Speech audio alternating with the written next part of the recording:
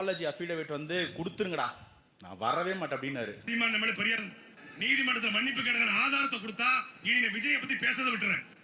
நீதிமன்றத்தில் மன்னிப்பு கேட்ட ஆதாரத்தை கொடுத்தா இனி விஜயை பத்தி பேசதை விட்டுறேன். ஆன்லைன்ல போட்டு இருந்தாங்க பசங்க, எங்க சாட்டை என்ன வந்துட மாட்டாரோ அப்படின்ற ஒரு பயத்துல இருந்தேன். அதுக்காக தான் பிரிண்ட் அவுட் எடுத்துட்டு வந்தேன். ஒரு காப்பி நடுவர்கிட்ட இருக்கு, ரெண்டாவது காப்பி என்கிட்ட இருக்கு. சுப்ரீம் கோர்ட் ஆஃப் இந்தியால அஃபிடவிட் மாட்டிக்கிட்ட பங்கு அன்கண்டிஷனல் அப்பாலஜி சீமானன் கொடுத்திருக்காரு. என்ன சொல்றீங்க?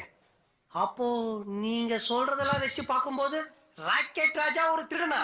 ஐயோ, இதைத்தான் சொல்லிட்டு இருந்தோம். ஆனா இதுக்காக சாட்டை என்ன பேசாம இருந்துடக்கூடாது. அவர் பேச்சுக்கு நாங்கெல்லாம் பெரிய ஃபேன். என்னைய வச்சு ஒன்னும் காமெடி கிமெடி பண்ணலையே. என் ஃப்ரெண்டு ஒருத்தனை பத்தி ஒரு 2 கோட் அவன் மட்டும் சொல்லிடுறேன். ரொம்ப நல்ல பையன், சின்ன வயசுல இருந்தே அது பைத்தியம். அது வளர்ந்த பிறகு என்ன பண்ணுச்சு, கேஜிஎஃப் படத்து டயலாக பார்த்துட்டு பாரு எனக்காக தான் டயலாக் எழுதியிருக்காங்க. நான் பேசுற இந்த கேஜிஎஃப் படத்துல ஒரு வசனம் வருது, எனக்காக படத்தை எடுத்திருக்கான். பாட்டெல்லாம் என்னை நினைச்சு எழுதுற மாதிரி இருக்கு. யாரோ 10 பேர் அடிச்சு டானான விளடா நானு, நான் அடிச்ச 10 பேரும் டானு அப்படின்னு அதை சொல்லி சுத்திட்டு இருந்துச்சு. 1000 பேர் எனக்கு பின்னாடி நிக்கிறாங்கிற திமிர்ல நான் நிக்கல, அந்த 1000 பேருக்கு முன்னால் நான் நிக்கிறேங்கிற திமிர்ல நிக்கிறேன். சமீபத்துல பராசக்தி படம் பார்த்துட்டு நான் தான் செழியன்றான்.